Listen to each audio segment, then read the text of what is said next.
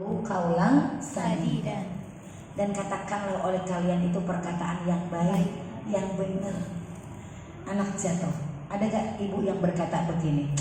Tuh kan kata mama juga apa? Jangan lari-lari, jatuh kan? Ada yang gitu ada? Itu ternyata akan membuat anak itu selalu merasa bersalah dari apa yang dikerjakan. Cek anak teh cicing salah, lebay salah, lari salah, serba salah. Sampai ada guru saya bu, dia bikin sekolah PAUD, ya bu. Terus ada anaknya yang belajar, kemudian salah. Padahal gurunya itu nggak nyalah, tapi dia memukul kepalanya sendiri. Kamu bodoh, kamu bodoh, kamu bodoh. Ternyata ketika ditelusuri, ibunya yang sering mengungkapkan kamu bodoh kalau anaknya melakukan kesalahan. Hati-hati bu ya. Kemudian yang kedua, ya anak jatuh dari sepeda, kubrak. Ada ibu yang bilang begini ya, cuk, emang sepeda ini nakal.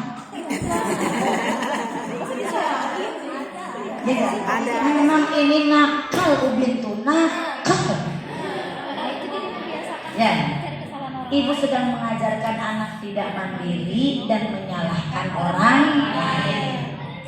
Maka jangan heran ketika SMP nilai rapotnya merah semua. Terus ibu komplain sama anaknya, masa sekolah dia rapot menit asak kayak gini, ya merah semua. Iya bunda, itu bapak gurunya tuh nggak bisa ngajar. Ya, kan dulu diajarin sama kita nyalahin sepeda. Ya enggak? Ada lagi yang begini. Anak jatuh, kubrak. Bunda sakit. Lah, cuma gitu aja. Udah jangan cengeng. Gak apa-apa segitu mah. Tapi sakit bunda. Udah gak apa-apa. Ayo. Sampai dia sakit. Tapi kata kita gak apa-apa. Ibu jangan heran kalau nanti suatu hari umur kita sudah senja, terus asam urat ibunya kambuh. Aduh mama nggak bisa jalan nih, kambuh asam uratnya nih. Apa kata anaknya? Ayo cuma gitu aja. Apa ayo? Ya bunda. Jadi anak belajar dari siapa? Yang dulu kaulang sadida. Harus ngomong yang benar. Terus gimana dong? Ya, kalau terjadi hal yang demikian itu luar biasa bu. Kalau dalam Al-Quran surat Ali Imran ayat 159. So, dibuka. Surat Ali Imran ayat 159. Ibu, sebelum saya dikasih kertas sama Bu Fitri. Surat Al-Imran ayat 159. Dah. 159. Bagaimana kalau anak melakukan kesalahan tuh kayak tadi jatuh, lulumpatan, gobi, siap ya? Kan kadang-kadang kita anggap itu sebuah kesalahan. Apa yang harus kita lakukan? Fa'fu anhum. Maafkan mereka. Peluk saja. Anak nangis, bunda sakit, peluk. Jatuh dari sepeda dengan ketakutannya, liatin mata kita aja, peluk. Dipeluk bu, ya, gak apa-apa, ya, gak apa-apa. Dia tuh senang, bunda gak marah. Gitu, dipeluk bu, fa'fu anhum, udah maafin aja mereka. Jadi anak melakukan kesalahan, dia aja panik dengan kesalahan. Sama kita teh diomelin, kira-kira tambah panik gak? Panik. Gitu. Jadi Al-Quran mengajarkan kepada kita apa? Fa'fu anhum, maafkan mereka. Peluk, terima saja. Ya Allah, ini adalah anak saya. Itu diterima. Supaya apa? Hati kita juga lapang. Hati kita juga tidak kecewa. Lapang, diterima. Kemudian apa? Wastaghfir lahum, dan mohon ampunkan kepada Allah dosa mereka. Kita juga mohon ampun kepada Allah. Bisa jadi kesalahan anak itu terjadi, ada kontribusi kita sebagai orang tua. Ya, maafin bunda ya, nggak ngasih tahu. Ternyata jalannya itu banyak batu. Gitu. Setelah itu apa bu? Wasyawirhum, bermusyawarah dengan anak. Ya, bermusyawarah dengan anak, dengan keluarga, gimana nih supaya tidak terjadi kesalahan yang sama. Supaya tidak terjadi kesalahan yang sama. Karena anak sekarang itu bu generasi Z ya. Generasi apa bu? Sandwich. Generasi strawberry. Iya bu ya. Gak usah dipencet kencang, pencet sedikit aja remak. Ya bu ya. Ini generasi sekarang. Maka generasi sekarang itu nggak bisa dikasarin bu, harus dilembutin. Wabima rahmatillahil yang talahum. Ya, kalau kalian tidak bisa bersikap lembut pada mereka, hatimu keras, mulutmu kasar, mereka akan menjauh darimu. Jadi nggak bisa anak sekarang itu dikasarin, harus dilembutin. Itu kenapa anak jadi merundung? Karena dikasarin di rumah. Ya nggak? Karena disalahkan terus di rumah. Kan pernah saya ceritakan ada anak membunuh ibunya sampai 50 kali tusukan kan? Hanya karena apa? Kesel sama ibunya. Ibunya itu nggak pernah ngomong yang benar. Kerjanya nyalahin anak, ngomelin anak. SD dimarahin, SMP dimarahin, SMA dimarahin, udah kerja juga dimarahin. Terakhir dia merasa kesel, dituduh mencuri uang keluarganya. Akhirnya apa yang terjadi? Dia pergi ke belakang, ambil pisau, tusuk ibunya sampai 50 kali tusukan. Ketika ditanya oleh polisi, dia kesal. Makanya dulu salah, falyaqulu qaulan sadida. Kalau mau ngomongnya yang benar. Karena ngomong yang benar akan membuat kebaikan. Ya. Ibu sekalian yang dirahmati oleh Allah Subhanahu wa taala, bagaimana Al-Qur'an mengajarkan kepada kita, jangan sampai anak-anak kita semeninggal kita berada dalam kondisi lemah. Lemah secara iman. Ya Bu. Maka apa yang harus kita ajarkan kepada mereka? Yang pertama adalah ketakwaan. Yang kedua, ucapkanlah kepada mereka itu ucapan-ucapan yang baik.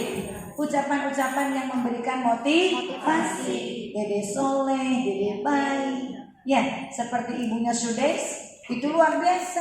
Ada tamu, sudah disiapkan makanan. Dia datang dari luar mau pasir. Makanannya di aurat ke pasir. Kira-kira kalau ibu yang jadi ibunya Sudes gimana? Amuk mual. Kalau maling kundang aja dikutuk jadi batu kan? Ya enggak? Tapi ibu Sudes luar biasa. Ibunya Sudes mengatakan, jadi kamu sana jadi imam Masjidil Haram. Oh, marahnya aja doanya doa yang baik. Sampai akhirnya betul-betul Sudes itu jadi imam Masjidil Haram. Falyaqulu qaulan sadida. Sampai ibu sekalian, tentang ucapan itu menjadi koridor kita, apakah beriman atau tidak. Orang yang beriman kepada Allah dan hari akhir, dia akan berkata benar. Kalau tidak berkata benar, dia diam. Gitu ya. Jadi sekalian yang dirahmati oleh Allah Subhanahu wa taala, hati-hati dengan ucapan-ucapan kita. Karena itu luar biasa ya. Kondisi perundungan anak hari ini salah satunya adalah bagaimana kondisi mereka di dalam rumah. Bisa jadi mereka mendapati perundungan juga di rumahnya oleh orang tua dengan perkataan-perkataan yang tadi saya contohkan. Ya. Bisa juga ada tontonan HP. Ya, itu tontonan HP juga. Seperti sekarang kan ada game online tapi isinya pukul memukul, ya. Atau banyak atau mendengar musik cadas Bu, ya, yang dulu ada fuck you, dulu saya nggak ngerti ya, fuck you mother, nah gitu ya. Ternyata kan luar biasa teteh artinya ya, menyumpahi ibu sendiri. Ya Allah, kan itu didengar sama dia kan. Nah, diumur berulang-ulang, akhirnya apa yang terjadi? Begitu lihat emaknya, nah dia mengatakan nenek gadrong, nenek sihir, mak lampir, gitu ya. Nah itu gara-gara apa yang dia dengar bukan yang baik. Gara-gara apa yang dia lihat bukan yang baik, sehingga menyebabkan hatinya temperamen, jadi keras, jadi pemarah. Itu juga yang menyebabkan kondisi anak-anak kita menjadi lemah secara iman. Maka ibu sekalian, yuk kita berbenah untuk anak-anak kita. Mari kita secara pribadi memperkuat ketakwaan. Kemudian anak-anak kita juga diajarkan ketakwaan dengan cara apa Bu? Fayaqulu qaulan sadida. Yang kedua, ungkapkan rasa syukur kita kepada Allah dengan ungkapan-ungkapan yang baik kepada anak-anak kita, sehingga mereka merasa dicintai, merasa dihargai, merasa dibutuhkan keberadaannya oleh keluarga, sehingga mereka tidak memerlukan orang lain. Untuk cerita terakhir, ada seorang anak yang kulitnya hitam, kemerah-merahan, banyak bintik-bintiknya, kemudian rambutnya pirang seperti jagung. Kira-kira tulis apa cantik? Itu kan jauh dari cantik dan gelis, betul ya Bu ya? Tapi luar biasa. Di rumah ibunya selalu memujinya. Anak bunda yang cantik, anak bunda yang cantik. Selalu kalimat cantik yang dia dengar di rumah.